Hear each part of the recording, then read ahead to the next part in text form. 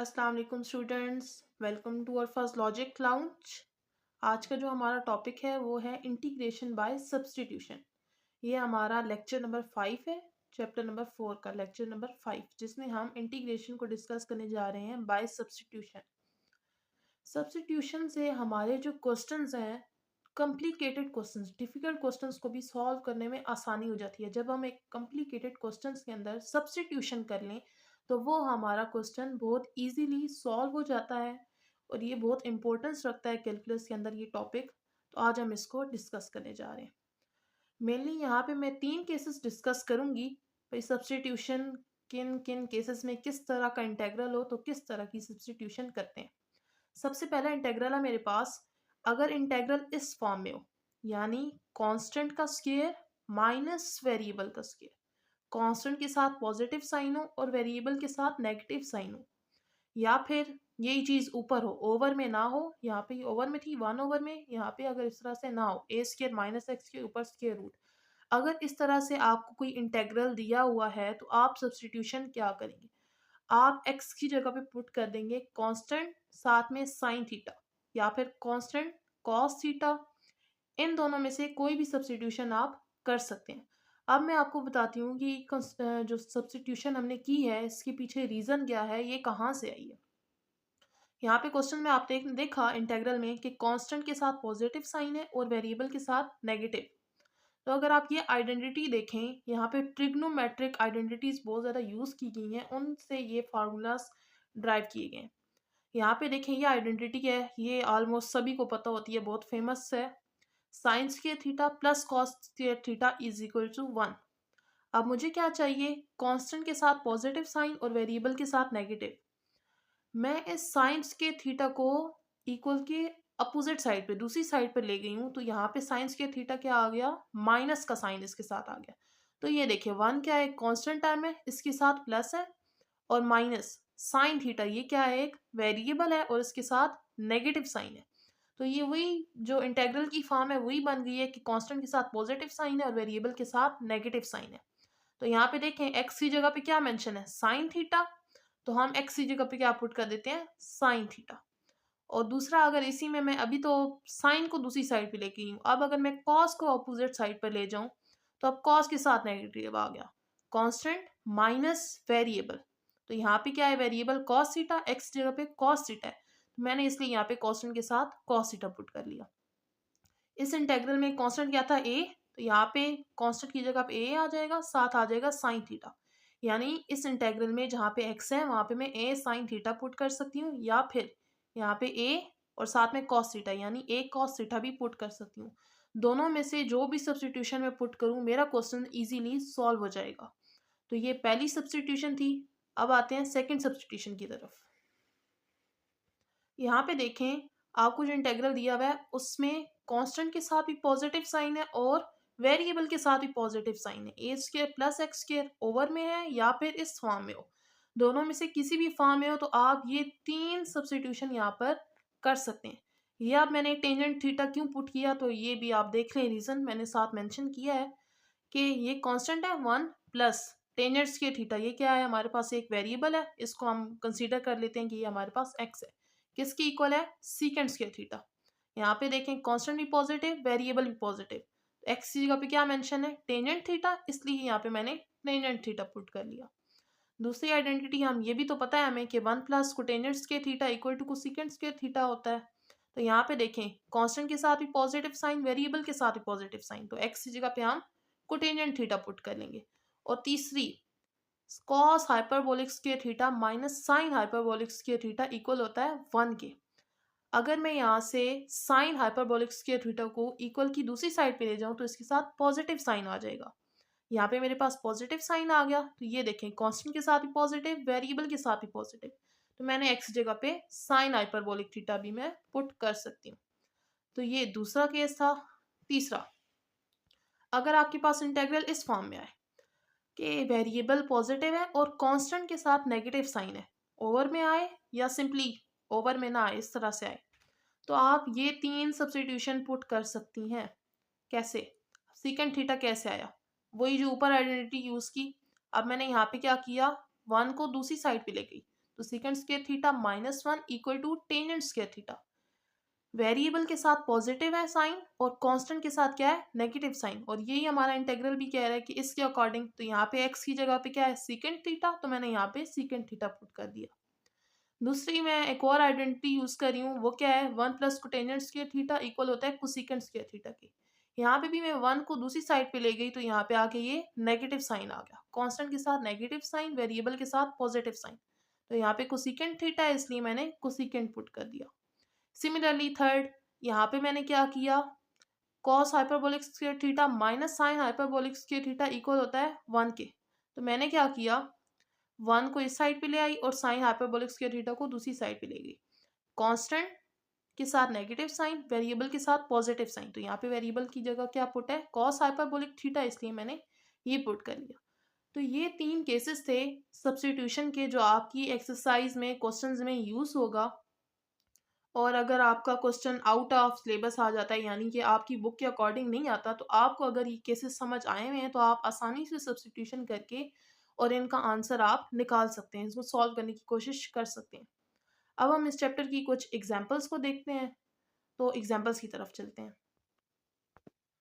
जी students, तो ये आपके पास एग्जाम्पल्स आ गई हैं। इंटीग्रेशन बाय सब्स्टिट्यूशन के अंदर आपके पास 6 एग्जाम्पल्स आ रही हैं, जो आप इस लेक्चर में आपके सामने मैं डिस्कस करूंगी और आपको इंशाल्लाह समझ भी आएंगी। फर्स्ट एग्जाम्पल की तरफ हम जाते हैं। फर्स्ट एग्जाम्पल दी हुई है कि integral e raise to power tangent inverse of x over 1 plus x square dx। इसकी इंटीग्रेशन आपने करनी है बाय सब्स्टिट्यूशन। तो सबसे पहले तो मैं इंटेग्रल को आई के इक्वल मैंने लेट कर लिया। यहाँ पे देखिए 1 प्लस एक्स क्या था, उसको मैंने थोड़ा सेपरेट करके लिख दिया। अब यहाँ पे फंक्शन का कोई एक पार्ट लूंगी जिसको मैं वेरिएबल की इक्वल लेट करूंगी, वो हमारी असल में सब्स्टिट्यूशन होगी। और जब हम इंटीग्रेशन कर चुके होंगे तो हम बैक सब्स्टिट्यूशन कर देते हैं, जो हमने लेट किया होता है वो हम वापस सब्स्टिट्यूट कर देते हैं, बैक सब्स्टिट्यूशन उसको कहते हैं। यहाँ पे मैंने क्या किया, जो टेंजेंट इनवर्स ऑफ एक्स है उसको जी के इक्वल लेट कर लिया। ठीक है, यहाँ पे अब मैं आपको बाद में बताती हूँ कि मैंने इसी को क्यों लेट किया। अब देखें, अगर मैं इसका डेरिवेटिव लूँ, जी का डेरिवेटिव जी की रिस्पेक्ट से डी जी, और टेंजेंट इनवर्स ऑफ एक्स का derivative 1 plus x square D x.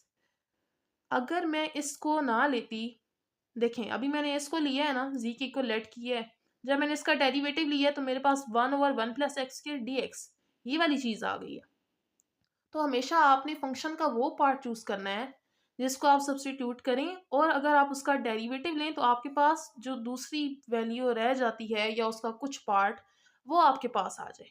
तो यहाँ पे देखिए मैंने टेंजेंट इनवर्स ऑफ एक्स को जी की को लेट किया, तो उसका जब मैंने डेरिवेटिव लिया तो मेरे पास ये चीज़ आ गई। तो अब ई की power tangent inverse of x की जगह मैं जी पुट कर दूंगी, और 1 ओवर 1 प्लस एक्स के डी एक्स की जगह पे मैं डी जी पुट कर दूंगी। तो मैंने पुट कर दिया।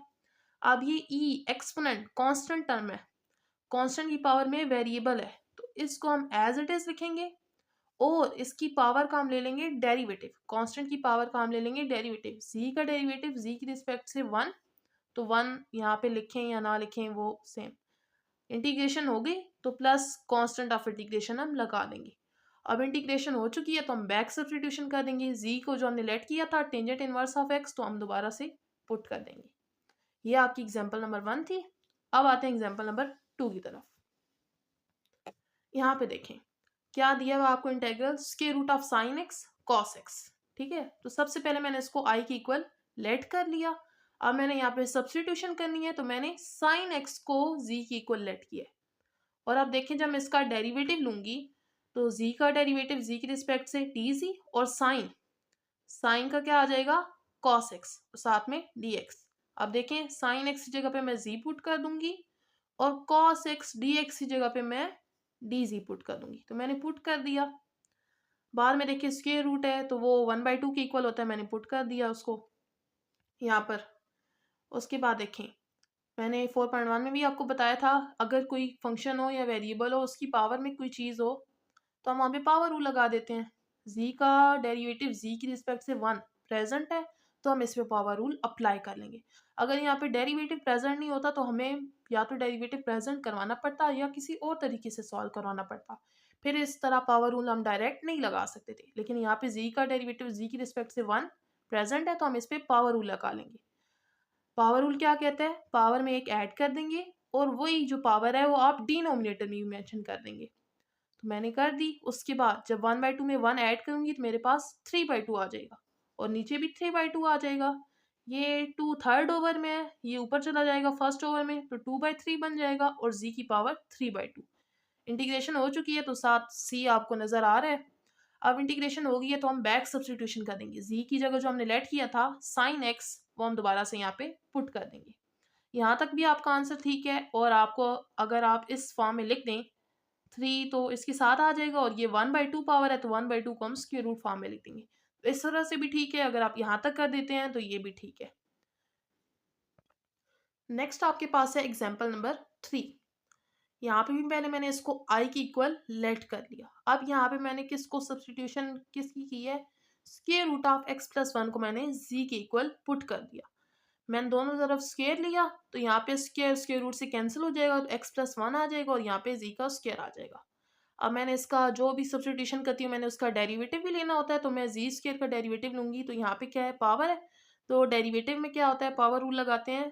पावर स्टार्ट पे पावर में से एक कम, 2 में से 1 जाएंगे तो 1 और पावर की बगैर डेरिवेटिव डीजी। यहाँ पे x का डेरिवेटिव x की रिस्पेक्ट से 1 और 1 कांस्टेंट है तो उसका 0, तो dx आ गया। ठीक है, तो यहाँ पे dx की जगह मैं क्वेश्चन में 2z dz पुट कर दूंगी और square root of x plus 1 की जगह मैं z पुट कर दूंगी। तो यहाँ पे देखिए मैंने पुट कर दिया, dx की जगह पे 2z dz और नीचे 1 plus square root of x plus 1 की जगह मैंने z पुट कर दिया। 2 कांस्टेंट टर्म है, इंटेग्रल से बाहर चली गई। अब देखें 1 प्लस z, अगर इसका डेरिवेटिव ऊपर प्रेजेंट होता तो मैं इसको नेचुरल लॉ के साथ लिख देती। इसका डेरिवेटिव क्या आएगा, 1 कांस्टेंट है तो 0 और z का क्या आएगा 1, ऊपर 1 नहीं प्रेजेंट z है, तो यहाँ पे हम नेचुरल लॉ के साथ नहीं लिख सकते। इसको सॉल्व करने के लिए थोड़ा और कुछ मेथड हमें यूज करना पड़ेगा। तो मैंने क्या किया, जो नीचे चीज थी मैंने ऊपर भी वही बनाने की कोशिश की। नीचे है 1 प्लस z, ऊपर सिर्फ z है यानी हमें साथ में 1 भी चाहिए, तो मैंने अपनी तरफ से 1 ऐड भी करा दिया और सब्ट्रैक्ट भी करवा दिया।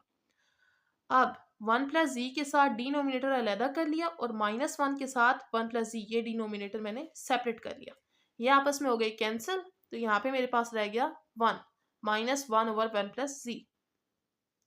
अब देखें दरमियान में माइनस आ रहा है, इंटेग्रल में दोनों के साथ सेपरेट कर लूंगी। 1 के साथ सेपरेट कर लिया और 1 ओवर 1 प्लस जी के साथ मैंने इंटेग्रल सेपरेट कर लिया। 1 का जो इंटीग्रेशन है जी के रिस्पेक्ट से जी और माइनस। अब देखें 1 प्लस जी का डेरिवेटिव 1 ऊपर प्रेजेंट है तो मैं इसको नेचुरल लॉ के साथ लिख दूंगी। ठीक हो गया। अब इंटीग्रेशन हो चुकी है तो मैं जी की वो जो बैक सब्सटीट्यूशन कर दूंगी। जी की जगह जो मैंने पुट किया था ना, सपोज किया था खुद से, वो मैं अब दोबारा से बैक पुट कर दूंगी। तो जी को मैंने square root of x plus 1 put किया था तो मैं दोबारा से उसको यहाँ पर पुट कर दूंगी। अब ये जो बाहर आपको 2 नजर आ रहा है ये इन दोनों के साथ मल्टीप्लाई हो रहा है, तो पहले 2 को square root of x plus 1 के साथ मल्टीप्लाई करा लिया, फिर माइनस, अब 2 को इस वाले वैल्यू के साथ भी मल्टीप्लाई करवा लिया। ये आपकी हो गई एग्जाम्पल नंबर 3। आगे आते हैं एग्जाम्पल नंबर 4 की तरफ। यहाँ पे देखें आपको इंटेग्रल दिया हुआ है, सबसे पहले तो आपने उसको i की इक्वल लेट कर लेना है। अभी देखें ऊपर cos की पावर 6 है और नीचे sin की पावर 8 है। सबसे पहले मैं क्या करती हूँ, पावर इक्वल कर लेती हूँ। ऊपर 6 है नीचे भी 6 कर लेती हूँ। मैंने 6 यहाँ कर ली और 2 जो है ना मैंने अलहदा से लिख ली। अब ये देखिए cos over sine, cos over sine मेरे पास कोटेंजेंट होता है तो मैंने लिख दिया कोटेंजेंट 6 टू थीटा, और 1 ओवर साइन, साइन का इनवर्स किसके इक्वल होता है, कोसिकेंट के, तो मैंने कोसिकेंट स्क्वायर 2 थीटा लिख दिया। अब मैं इसकी इंटीग्रेशन करूंगी और वो मैंने कैसे करनी है, बाय सब्स्टिट्यूशन। तो मैं यहाँ पे कुछ सब्स्टिट्यूट करूंगी, या इसको, तो देखते हैं किसको करूंगी। ये आपके पास पीछे फॉर्म बनी थी, यहाँ तक हो गया था। अब देखें मैंने यहाँ पे कोटेंजेंट 2 थीटा को जी के इक्वल पुट किया है और देखें जब मैं इसका डेरिवेटिव लूंगी ना तो कोटेंजेंट का डेरिवेटिव क्या होता है, माइनस कोसिकेंट स्क्वायर 2 थीटा साथ एज इट इज आ जाएगा। अब एंगल का अलग से डेरिवेटिव लेना है, 2 थीटा का डेरिवेटिव 2 कांस्टेंट है एज इट इज, थीटा का डेरिवेटिव थीटा की रिस्पेक्ट से 1, तो साथ 2 आ गया। अब मैंने क्या करना है, मुझे तो यहाँ पे cosecant square 2 theta D theta इसकी जगह पे वैल्यू पुट करनी है, तो मुझे ये निकालना है। तो यहाँ पे cosecant square 2 theta D theta ये तो है, लेकिन ये 2 और माइनस यहाँ पे एक्स्ट्रा है, मैं 2 और माइनस को दूसरी साइड पे ले जाऊंगी, 2 यहाँ मल्टीप्लाई और इधर आकर डिवाइड हो जाएगा। तो cosecant square 2 theta D theta की जगह मैं क्या पुट कर दूंगी, -1/2 dz। और कोटेंजेंट 6 2 थीटा की जगह पे कोटेंजेंट 2 थीटा की जगह पे z पुट करूंगी और z की पावर 6 आ जाएगी। मैंने यहाँ पे ये पुट कर दिया। 1/2 कांस्टेंट टर्म है, इंटेग्रल से बाहर माइनस भी बाहर आ जाएगा, z पावर 6। अब देखें z का डेरिवेटिव z की रिस्पेक्ट से 1 प्रेजेंट है, तो मैं इस पे सिंपली पावर रूल अप्लाई करूंगी। पावर रूल क्या कहता है, पावर में एक ऐड कर दो और वही चीज डिनोमिनेटर में भी लिख दो। तो 6 में 1 ऐड करूंगी 7 और वही 7 में नीचे भी लिख दूंगी। अब इंटीग्रेशन होगी है, इसलिए साथ मेरे पास c आ गया। यहाँ पे देखें 2 और 7 आपस में मल्टीप्लाई हो जाएंगे तो 14 आ जाएगा, इकट्ठा लिख दिया। अब बैक सब्स्टिट्यूशन कर देंगे, z को जो लेट किया था कोटेंजेंट 2 थीटा वो दोबारा मैंने पुट कर दिया। ये एग्जाम्पल नंबर 4 भी डन हो चुकी है। अब आते हैं एग्जाम्पल नंबर 5 की तरफ। एग्जाम्पल नंबर 5 में देखें वो आपको इंटेग्रल दिया हुआ है 2x + 1 over x square plus x plus 1 whole power 5/2।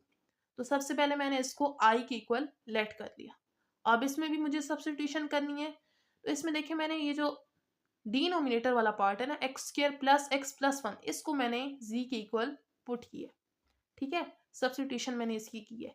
अब जब मैं इसका डेरिवेटिव लूंगी तो z का डेरिवेटिव तो dz आ जाएगा। यहाँ पे देखें x का स्क्वायर पावर रूल लगेगा, पावर स्टार्ट पे पावर में से एक कम, पावर की बजाय डेरिवेटिव x का 1 आ जाता है, प्लस x का डेरिवेटिव x की रिस्पेक्ट से 1 प्लस 1 कांस्टेंट टर्म है तो उसका 0।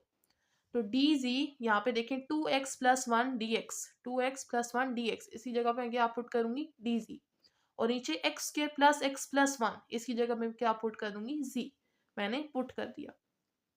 अब देखिए z का डेरिवेटिव z की रिस्पेक्ट से 1 ऊपर प्रेजेंट है, तो मैं इस पर पावर रूल लगा दूंगी। सबसे पहले मैं इस पावर को ऊपर ले गई हूँ, पूरे फंक्शन को इसको मैं उल्ट कर दिया, z ऊपर ले गई हूँ, तो यहाँ पे जो पावर है 5/2 वो नेगेटिव साइन के साथ आ गई। अब पावर रूल लगाऊंगी। पावर रूल क्या कहता है, पावर में एक ऐड कर दो और वही चीज डिनोमिनेटर में भी लिख दो। तो -5/2 में जब मैं प्लस कर दूंगी 1 तो मेरे पास आ जाएगा -3/2, नीचे भी यही आ जाएगा। अब ये 2 थर्ड ओवर में है तो ये ऊपर फर्स्ट ओवर में चला जाएगा। यहाँ पे देखें z की पावर -3/2 है, तो मैं इसको नीचे ले आती हूँ, यहाँ पे इसकी पावर प्लस ही हो जाएगी। जो इंटीग्रेशन है वो हो चुकी है, तो अब मैं बैक सब्स्टिट्यूशन कर दूंगी। z की जगह जो मैंने लेट की थी, फंक्शन का जो पार्ट लेट किया था वो मैंने दोबारा से पुट कर दिया। तो ये आपकी एग्जाम्पल नंबर 5 भी डन हो चुकी है। अब आते हैं एग्जाम्पल नंबर 6 की तरफ। यहाँ पे देखें आपको इंटेग्रल दिया हुआ है tangent square theta second power 4 theta D theta. आपने इसकी इंटीग्रेशन करनी है। अब देखें इसकी भी इंटीग्रेशन आपकी डायरेक्ट पॉसिबल नहीं है कि टेंजेंट का डेरिवेटिव होता है सेकंड स्क्वायर थीटा, तो यहाँ पे तो सेकंड 4 थीटा दिया हुआ है, तो आपको यहाँ पे भी कोई ट्रिग्नोमेट्रिक आइडेंटिटी यूज करनी पड़ेगी। यहाँ पे देखिए मैंने क्या किया, सेकंड 4 थीटा था तो मैंने स्क्वायर स्क्वायर दो दो जो है ना अलग अलग करके लिख लिया। आप देखें सेकंड स्क्वायर थीटा आपको पता है 1 + टेंजेंट स्क्वायर थीटा के इक्वल होता है, तो यहाँ पे मैं एक सेकंड स्क्वायर थीटा की जगह पे 1 + टेंजेंट स्क्वायर थीटा पुट कर दूंगी एक की जगह पे। यहाँ पे देखें मैंने यहाँ पे सेकंड स्क्वायर थीटा की जगह पे 1 + टेंजेंट स्क्वायर थीटा पुट कर दिया। अब देखें ये जो टेंजेंट स्क्वायर थीटा है ये इसके साथ मल्टीप्लाई हो रहा है, तो मैं इसको अंदर मल्टीप्लाई करवा लूंगी। टेंजेंट स्क्वायर थीटा को 1 के साथ मल्टीप्लाई कराऊंगी तो टेंजेंट स्क्वायर थीटा आ जाएगा, प्लस टेंजेंट स्क्वायर थीटा को टेंजेंट स्क्वायर थीटा के साथ मल्टीप्लाई कराऊंगी तो टेंजेंट पावर 4 थीटा आ जाएगा। बेसिस सेम तो पावर ऐड 2 + 2 4 हो जाएगा, साथ में सेकंड स्क्वायर थीटा। अब ये जो सेकंड स्क्वायर थीटा है ये भी इन दोनों वैल्यूज के साथ दोनों के साथ मल्टीप्लाई हो रहा है, तो मैं इसको दोनों के साथ करूंगी। टेंजेंट स्क्वायर थीटा को पहले सेकंड स्क्वायर थीटा के साथ लिखूंगी, फिर टेंजेंट 4 थीटा को भी सेकंड स्क्वायर थीटा के साथ लिखूंगी। दोनों आपस में प्लस हो रहे थे तो मैंने इंटेग्रल सेपरेट सेपरेट कर लिया। अब देखें टेंजेंट का डेरिवेटिव सेकंड स्क्वायर थीटा, ठीक है, तो प्रेजेंट है, तो अब मैं जब डेरिवेटिव प्रेजेंट होता है तो मैं उसकी पावर रूल अब मैं लगा सकती हूँ। यहाँ पे पावर 2 है तो 2 में 1 ऐड करूंगी तो 3 हो जाएगा, और वही चीज मैं डिनोमिनेटर में भी लिख दूंगी। यहाँ पे टेंजेंट का derivative second square theta present है तो यहाँ पे मैं पावर रूल लगा लूंगी, पावर में एक ऐड और वही चीज डिनोमिनेटर में, तो 4 में 1 प्लस करूंगी तो 5 आ जाएगा, और वही 5 में नीचे भी लिख दूंगी, प्लस कांस्टेंट ऑफ इंटीग्रेशन। तो यह आपका जो इंटीग्रेशन बाय सब्स्टिट्यूशन का टॉपिक था, जिसमें मैंने आपको इंट्रो देना था और साथ मैंने आपके साथ एग्जांपल्स डिस्कस करनी थी जो आपकी बुक में इंट्रो में दी हुई हैं, वो आपके साथ डिस्कस हो चुकी हैं। मिलते हैं अगले लेक्चर में जिसमें हम डिस्कस करेंगे एक्सरसाइज नंबर 4.2। तब तक के लिए अल्लाह हाफिज़।